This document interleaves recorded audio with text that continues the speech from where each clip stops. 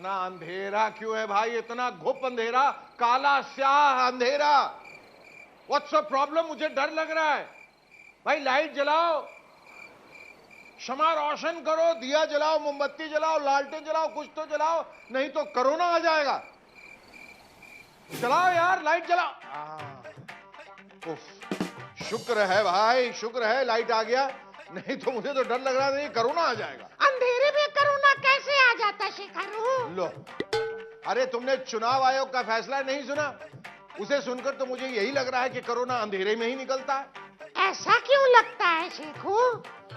ऐसा इसलिए लगता है क्योंकि चुनाव आयोग ने फैसला सुनाया है कि पश्चिम बंगाल में शाम के 7 बजे से लेकर सुबह के 10 बजे तक चुनाव प्रचार पर रोक रहेगी।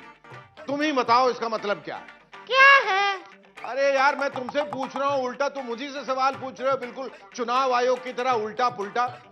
रात में चुनाव प्रचार पर बैन लगाने का मतलब यह है बंदरू कि कोरोना रात में ही निकलता होगा शायद। दिन में कोई कितनी भी रैलियां करे, कितने भी रोड शोज करे, कोरोना किसी का कुछ नहीं बिगाड़ सकता। आज सुबह से पश्चिम बंगाल में कितनी रैलियां और रोड शो हो चुके हैं, उनमें कोरोना की गाइडलाइंस का क्या हाल हुआ है, आइए एक जायजा ले लेते हैं।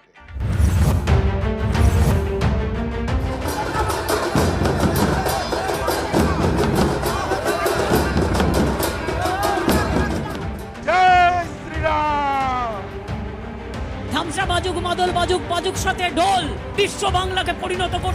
4 दौर का मतदान टीएमसी खंड खंड हो।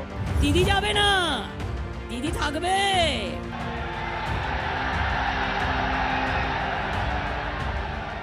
मोदी जी की रैली में तो लोग गाइडलाइंस का पालन करते दिख रहे हैं।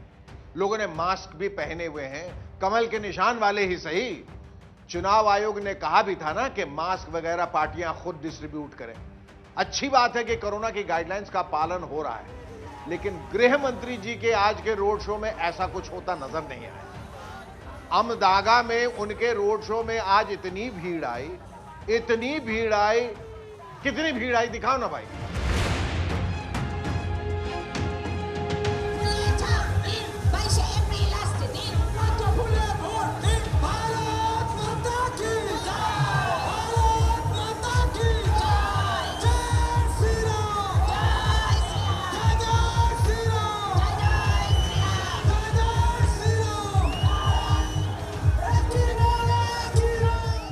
ओहो, कितनी भीड़ है! भीड़ पे पुष्प वर्षा हो रही है। वाह, आहा हा हा हा हा। लोग कोरोना का रिस्क लेकर भी रोड शो में आए हैं तो फूल तो बरसाने ही चाहिए ना। बहारों फूल बरसाओ, मेरा वोटर आया है, मेरा वोटर आया है।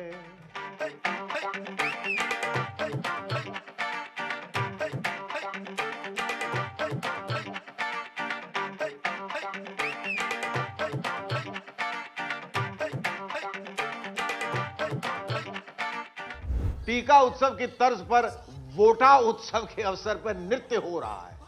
कोरोना की गाइडलाइंस को वैकुंठ धाम पहुंचाने की खुशी में नृत्य हो रहा है।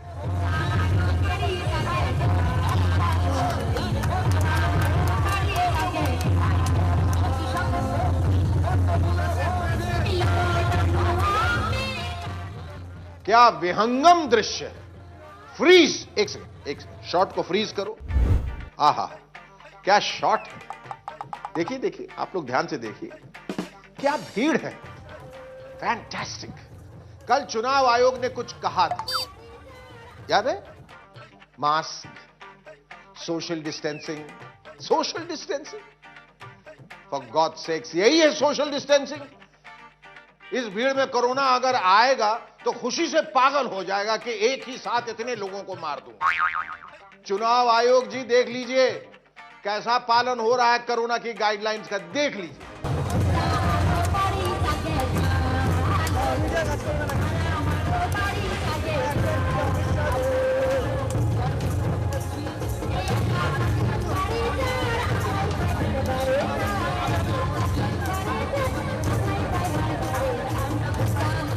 गाइडलाइंस का ये हाल तब है जब पश्चिम बंगाल में कल एक दिन में सबसे ज्यादा कोरोना केस दर्ज किए गए और एक और कैंडिडेट की कोरोना से मौत हो गई। जंगीपुर विधानसभा सीट से आरएसपी के उम्मीदवार प्रदीप कुमार नंदी जी की अफसोस। इसके अलावा 8 और उम्मीदवार कोरोना पॉजिटिव पाए गए हैं और चुनाव आयोग के भी 11 अधिकारी कोरोना के चपेट में आ गए। করে রাজনৈতিকভাবে জি নিশ্চিন্তে থাকুন।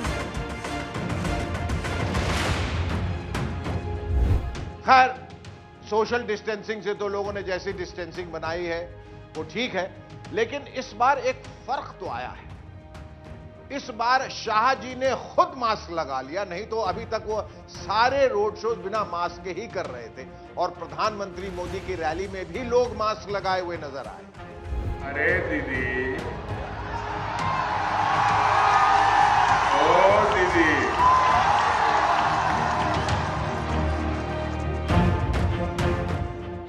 यानी कुछ तो फर्क पड़ा है हमारे कहने का। अब ममता दीदी की रैली को भी देख लेते कि वहां भी कुछ फर्क पड़ा है या नहीं। दीदी की रैली में तो ज्यादा फर्क दिखाई नहीं दिया, सब कुछ लगभग पहले जैसा ही था। पहले की तरह ही ममता दीदी खेला हो बे बोल बोलकर बॉल उछाल रही हैं।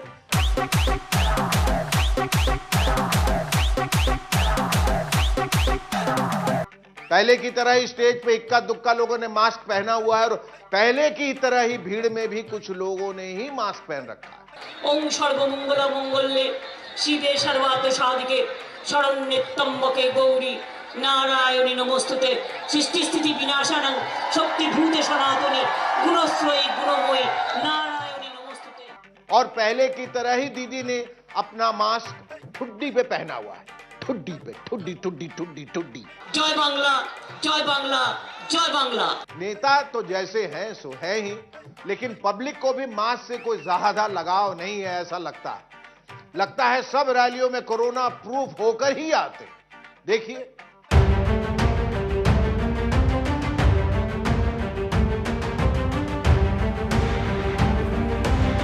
वैसे ये जो कुछ भी हो रहा है ना बंधु, एक तरह से देखें तो अच्छा है, लेकिन दूसरी तरह से देखें तो ये अच्छा नहीं। क्या अच्छा है और क्या अच्छा नहीं है? चुनाव आयोग ने ये जो गाइडलाइंस बनाई है ना बंधु, अगर वो ठीक से लागू हो गई यानी इंप्लीमेंट हो गई तो क्या होगा और क्या नहीं होगा उसी के बारे में बात कर रहा हूं।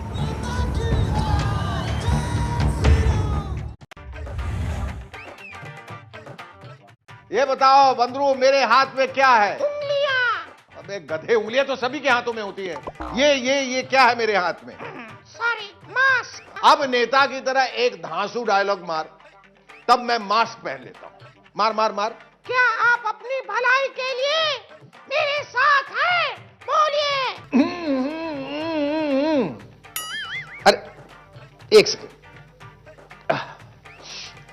देखा आप लोगों ने, मैं कहना चाहता था हूं, मतलब मैं बंदरू के साथ हूं, लेकिन मेरे मुंह से ऊ निकल रहा था। ऐसी ही परेशानी आने वाली चुनावी जनसभाओं में आने वाली है। नेता तो चाहेंगे कि उनके आते ही लोग उनकी जिंदाबाद के नारे लगाएं, लेकिन लोग नारा कैसे लगाएंगे अगर उनके मुंह पे मास्क होगा? आज मैंने कुछ रैलियों के विजुअल्स देखे, आप भी देखिए, तब आपको लगेगा कि वहां आई भीड़ को क्या परेशानी हो रही है। देखिए देखिए।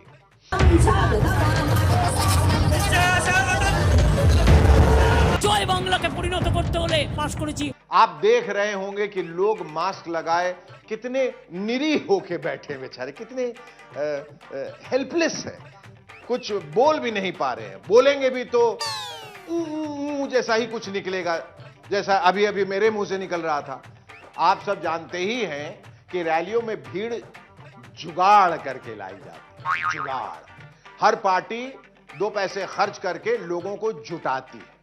अब जब 2 पैसे खर्च करने के बाद भी नेता को अपने नाम का जयकारा न सुनाई पड़े तो उसे कैसा लगेगा?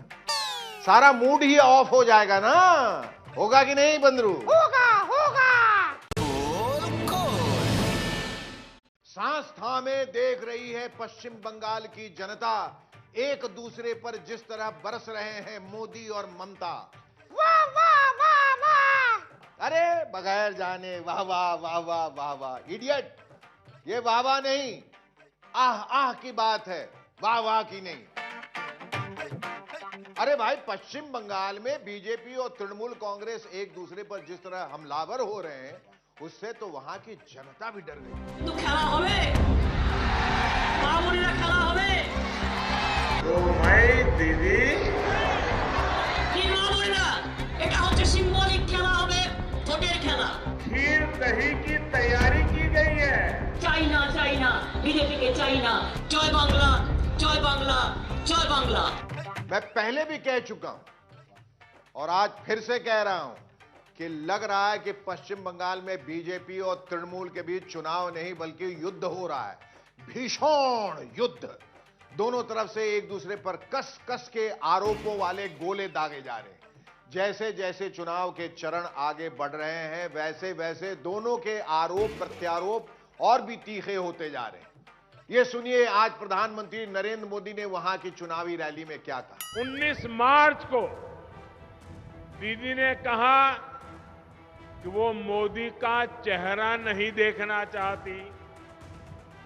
फिर दीदी ने देश के प्रधानमंत्री की तुलना लुटेरे, दंगाई, दुर्योधन, दुशासन, पता नहीं कैसे कैसे लोगों से कर दी। 26 मार्च को दीदी बोली, देश में सिर्फ मोदी की दाढ़ी बढ़ती जा रही है, मोदी के दिमाग के साथ कुछ दिक्कत है, ऐसा लगता है मोदी का कोई स्क्रू ढीला हो गया है। देखिए, बंगाल में 10 साल जो मुख्यमंत्री रही वो क्या बोल रही है।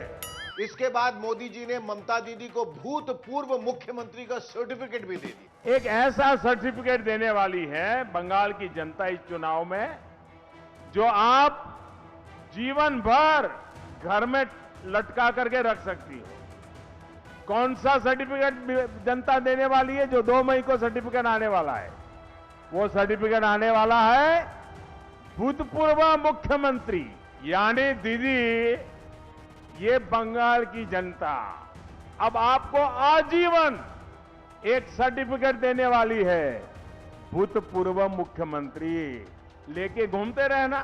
सर्टिफिकेट देने के बाद मोदी जी ने कूच बिहार की घटना के कथित ऑडियो टेप का भी जिक्र किया। कूच बिहार में जो हुआ उस पर कल एक ऑडियो टेप आपने सुना होगा। इस ऑडियो में कूच बिहार के टीएमसी नेता को कहा जा रहा है कि मारे गए लोगों के शवों के साथ रैली निकालो। दीदी, वोट बैंक के लिए कहां तक जाएगी आप? सच्चाई ये है कि दीदी ने कूच बिहार में मारे गए लोगों की मृत्यु से भी अपना सियासी फायदा करने की सोची। उसके बाद तो ममता बनर्जी का जो जवाबी अंदाज था, उसके बारे में तो मैं क्या ही कहूं, आप खुद ही सुन लीजिए। আমি প্রথমেই বলি মিথ্যেবাদী মোদি, প্রথমে তুমি জানো, না জানলে ক্ষমা চাইবে, ক্ষমা চাইতে হবে মিথ্যে কথা বলার জন্য। তাহলে প্রধানমন্ত্রী, আপনি আমার ফোন ইন্টারসেপ্ট করেছেন, আপনার লজ্জা করে না? প্রধানমন্ত্রী থেকে পদত্যাগ করুন, তারপরে মানুষকে মুখ দেখাবেন। सुन लिया आपने? सुन लिया दोनों ने एक दूसरे को क्या क्या कहा और किस किस लहजे में कहा।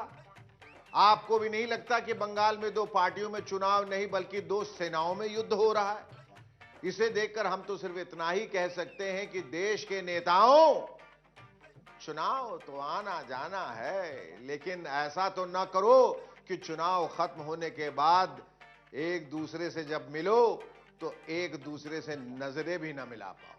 इसलिए बशीर बद्र साहब का वही शेर आप लोगों की नजर करता हूं कि दुश्मनी जमकर करो लेकिन ये गुंजाइश रहे, दुश्मनी जमकर करो लेकिन ये गुंजाइश रहे, जब कभी आप दोस्त हो जाएं, जैसा कि आप लोग अक्सर हो जाते हैं, तो जब कभी आप दोस्त हो जाएं तो शर्मिंदा ना हो।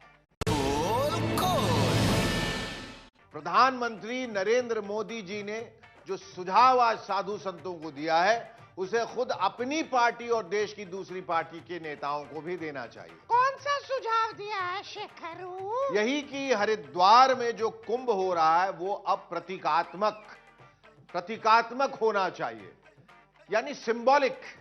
ये सुझाव दिया है, इसलिए मेरा भी सुझाव है कि अब चुनावी रैलियां भी प्रतीकात्मक यानी सिंबॉलिक होनी चाहिए।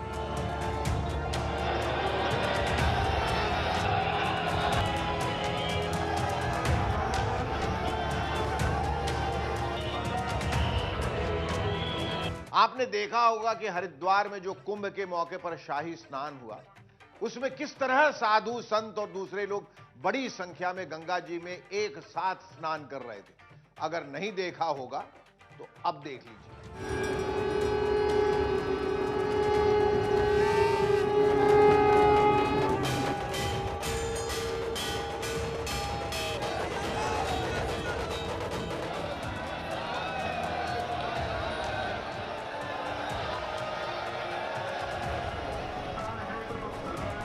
इसी के बाद यह दुखदाई खबर भी आई कि इस जमावड़े के कारण कई साधु संत भी कोरोना से संक्रमित हो गए।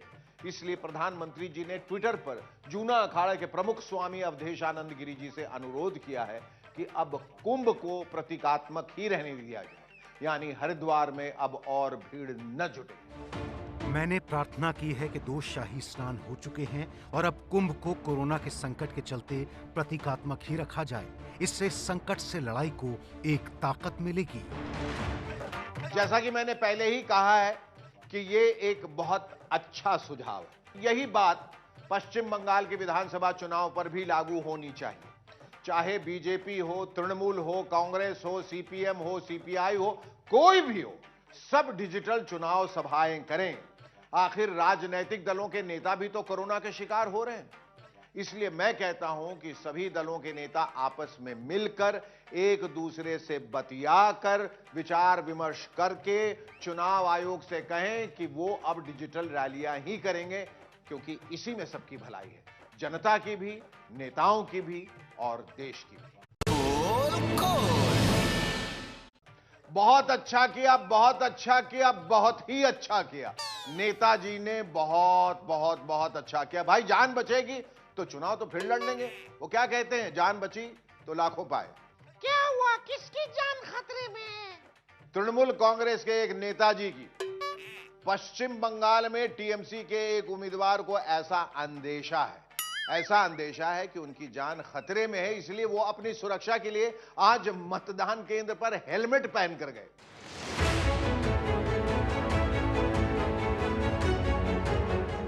ये जो हेलमेट में आपको अभी अभी दिखे हैं, ये हैं टीएमसी के उम्मीदवार सैदुकुल्ला चौधरी। सैदुकुल्ला जी का कहना है कि उन्हें बीजेपी के लोगों से जान का खतरा है, इसलिए वो हेलमेट पहन के आए। हेलमेट পরেছেন কেন? হেলমেট তো বিজেপিকে জিজ্ঞেস করো না। হ্যাঁ, বিজেপিকে জিজ্ঞেস করো। মানে কোনো মারধর আতঙ্কের ভয় হেলমেট? হ্যাঁ, তারা তো বলছে সিটিগুলো থেকে পেটাবো। डर के आगे हेलमेट है। इससे पहले के चरण में भी टीएमसी के एक कैंडिडेट ने ऐसा ही कुछ किया था। उनका क्या कहना था, आपको यह भी सुना देते हैं। कि आपने हेलमेट क्यों पहना हुआ? हेलमेट पहना है कि देखेगा, हमारे साथ चलिए, देखेगा, धीरे धीरे देखेगा। क्या आपको किसी बात की आशंका है कोई? देखिए 3 चरण का जो वोट हुआ है, हर चरण में किसी को ना किसी को हमारा कैंडिडेट का माथे में वो मारा है। अब ये तो पता नहीं कि नेताजी ने ये हेलमेटबाजी डर की वजह से की है या किसी और की वजह से। हम तो बस यही कहेंगे कि किसी भी तरह की हिंसा ठीक नहीं है। हम ऐसी हर चीज का विरोध करते हैं जिससे किसी की भी जान को खतरा हो, लेकिन साथ ही ये भी कहना है कि आखिर हम सब मिलकर एक ऐसा राजनीतिक माहौल क्यों नहीं बनाते जिसमें किसी को किसी से खतरा ही ना हो, ना किसी को खुद वोट देने जाते समय हेलमेट पहनना पड़े और ना किसी को वोट डलवाते समय पहनना पड़े। हेलमेट पहनना पड़े तो सिर्फ रोड पे टू व्हीलर चलाते समय ही पहनना पड़े। ऐसा भाईचारा तो होना चाहिए ना। तो ये था आज का पोल खोल। अब मैं और मेरा बंदरू लेंगे एक ब्रेक। अरे अरे, दिल छोटा मत कीजिए, सोमवार को फिर आ रहे हैं, एक ही दिन की तो बात है। इतना डिस्टेंसिंग तो सह लेंगे ना। और हां, सोशल डिस्टेंसिंग भी करते रहिएगा और मास्क बराबर पहने रखिए। जान का सवाल है। ओके, खुदा हाफिज, गुड नाइट, अपना ख्याल रखिएगा। चल बंदरो।